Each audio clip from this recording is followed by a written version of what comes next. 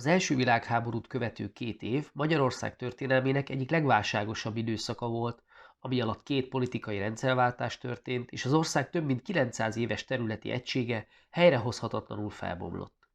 A nagy háború és a következményei felbecsülhetetlen károkat okoztak a gazdaságnak, alapvető ellátási és szociális problémát okoztak a lakosságnak, amit tovább súlyosbított Magyarország rendezetlen nemzetközi helyzete.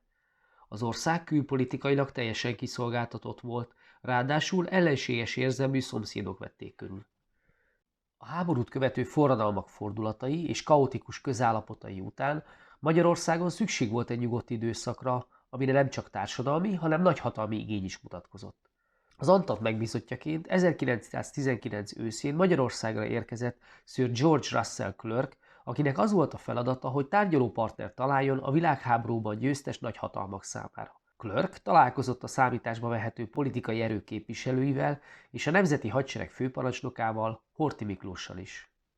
A köztük létrejött megegyezés lényege az volt, hogy az Antant elismerésért cserébe az új vezetők ígéretet tettek az együttműködésre, és elfogadták az általános választások megtartásáról, a békeszerződés aláírásáról, a többpártrendszer bevezetéséről és a legfőbb állami méltóság betöltéséről szóló feltételeket. Az államfői méltóság betöltésének részleteit ekkor még nem pontosították, és az ezzel kapcsolatos különböző elképzelések később konfliktusok forrásává váltak. Ennek oka, hogy létezett egy legitimizmusnak nevezett politikai irányzat Magyarországon, ami a törvényes uralkodó család, vagyis a Habsburg ház jogfolytonosságát szerette volna biztosítani. Ezt azonban az Antant nagyhatalmak és a szomszédos országok vezetői egyértelműen elutasították, mivel a Habsburg család közép-európai hatalmának visszaállítását, pontosabban az újraéledésének veszélyét látták benne. A megegyezésnek megfelelően a politikai konszolidáció első lépéseként 1920. januárjában nemzetgyűlési választásokat tartottak Magyarországon. A demokratikusan szabályozott választójogi rendszerben a legalább 6 éves állampolgársággal rendelkező 24 év feletti férfiak és az olvasni tudó nők titkosan adhatták le a szavazataikat. Az összlakosság 40%-a kapott ekkor véleménynyilvánítási lehetőséget, aminek az lett az egyik következménye, hogy a törvényhozásnak sok új paraszti származású tagja lett. A nemzetgyűlésben 2 pártnak volt meghatározó szerepe. A képviselők egyik fele egy keresztény nemzeti értékeket képviselő gyűjtőpárthoz, a másik fele a kisgazdapárthoz tartozott. A törvényhozás egyik első feladata az volt, hogy eldöntse Magyarország államformájának a kérdését.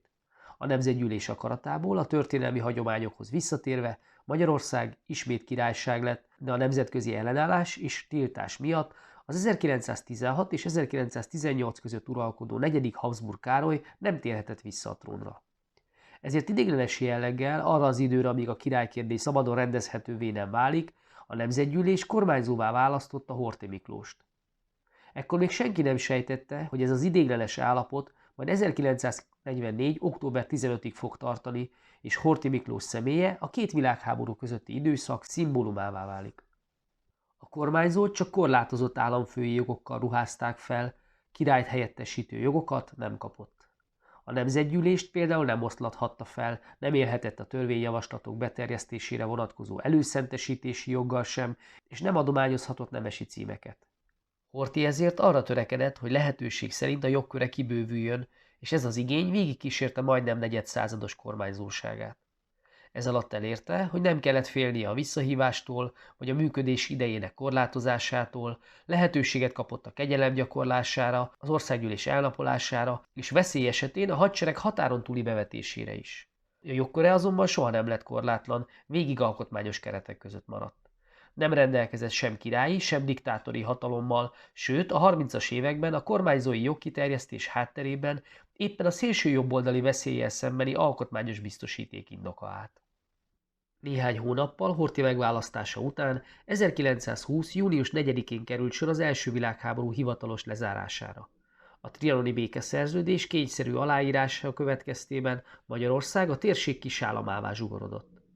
A becslések szerint a történelmi Magyarország a nemzeti vagyonának több mint 60%-át elveszítette, a teljes magyar lakosság 30%-a pedig más országok állampolgára lett és kisebbségi helyzetbe került. Egy hónappal a békeszerződés aláírása után alakított kormányt gróf Teleki Pál, aki miniszterelnökként az új viszonyok közötti konszolidáció programját képviselte. A belső állapotok megnyugtatása miatt betiltották az összes felforgatónak tartott szélsőséges mozgalmat.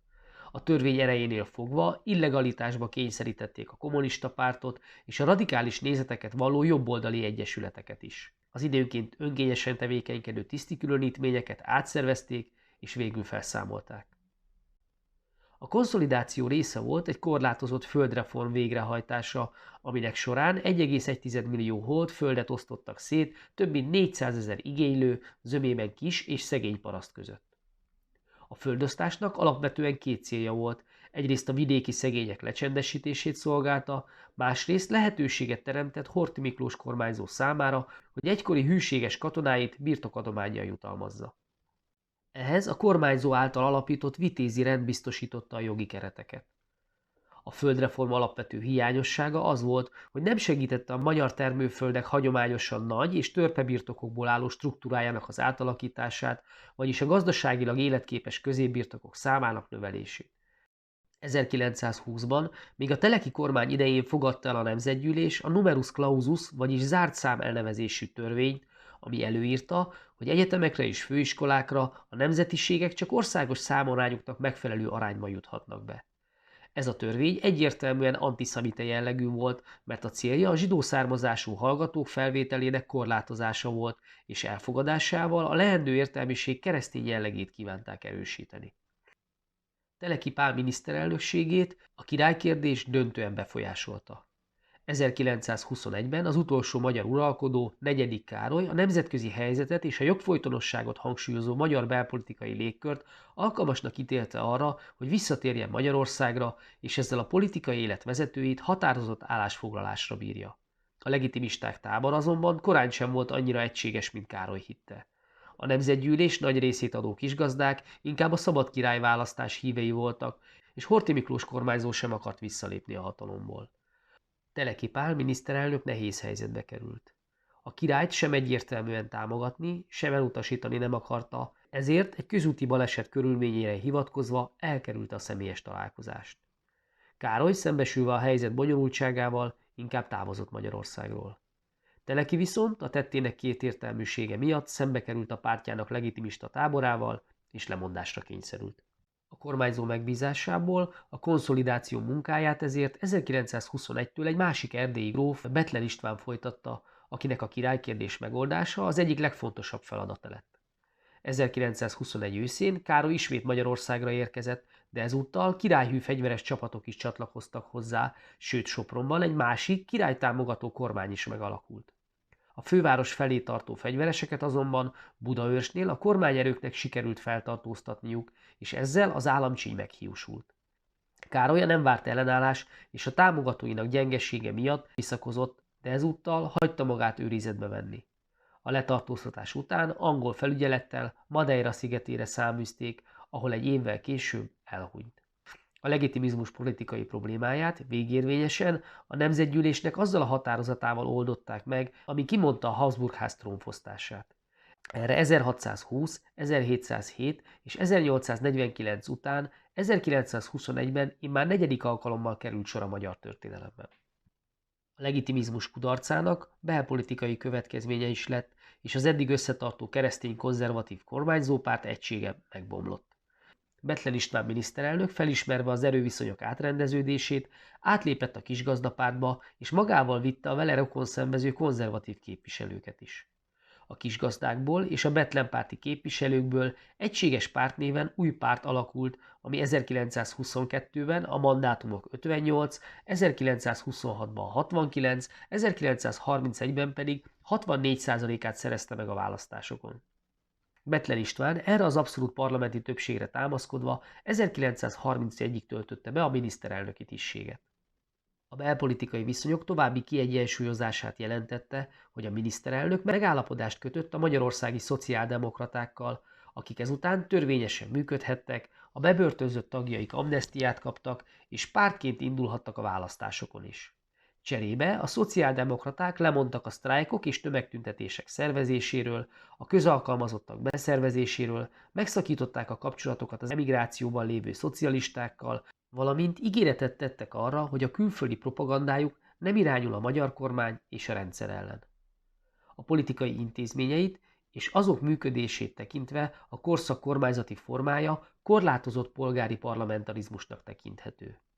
Mert ugyan megvalósult a többpártrendszer, működött az országgyűlés, amit a történelmi hagyományokhoz visszatérve újra kétkamarássá tettek, létezett az igazságszolgáltatás függetlensége és a szellemi élet szabadsága, ugyanakkor a politikai versenyhelyzetet a kormánypártnak kedvező feltételekkel befolyásolták, a műveltségi cenzus és a nyílt szavazás ismételt bevezetésével, a sajtószabadság korlátozásával és a kormányzati politika szintjére emelt antiszemitizmussal megsértették az alapvető szabadságjogokat.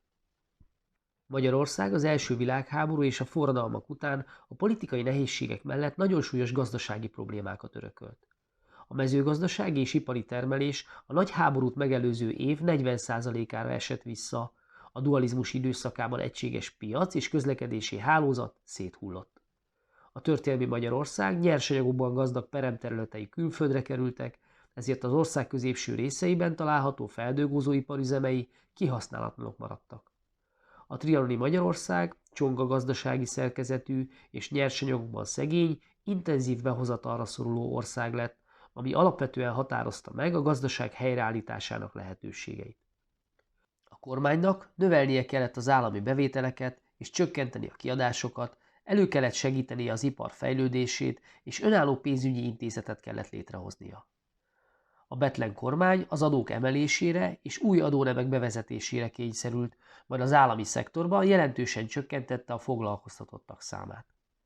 A pénzügyminisztérium hatalmas mennyiségű papírpénz kibocsátásával rövid távon ösztönözni tudta ugyan a befektetéseket, de a fedezetlen bankok egyre gyorsuló inflációt okoztak. A monetáris politika egyensúlyát végül az 1924-ben létrehozott, bankjegykibocsátási monopóliummal rendelkező Magyar Nemzeti Bank állította helyre, amelynek intézkedéseihez a Népszövetség 250 millió korona értékű stabilizációs kölcsönnel járult hozzá.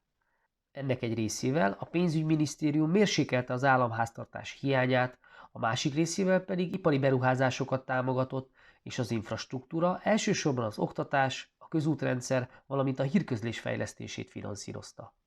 1925-ben a kormány az új helyzetnek megfelelő protekcionista vámpolitikát vezetett be, amivel a hiányzó nyersanyagok behozatalának megkönnyítését és a hazai nyersanyagbázissal rendelkező iparágak fellendítését segítette. A pénzügyi stabilizáció másik fontos lépéseként a Magyar Nemzeti Bank 1927-ben a korona helyett egy új valutát bocsátott ki, amit pengőnek neveztek. Ez majdnem 20 évig, 1946-ig volt törvényes fizetőeszköz Magyarországon.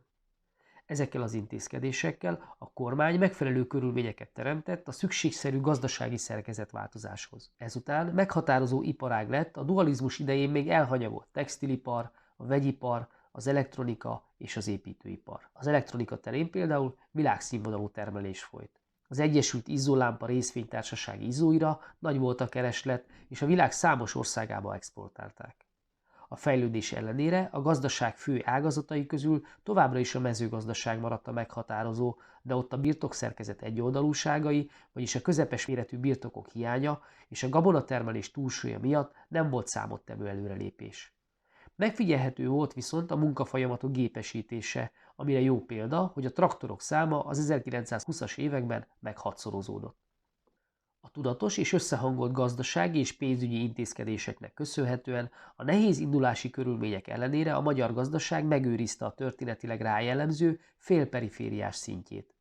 Az általános fejlettségi szintet mutató egyfőre jutó bruttó nemzeti termék érték alapján 1929-ben Magyarország már jelentősen felülmúlta önmaga 1913-as teljesítményét, ugyanakkor az európai átlagnak csak a 74%-át érte el.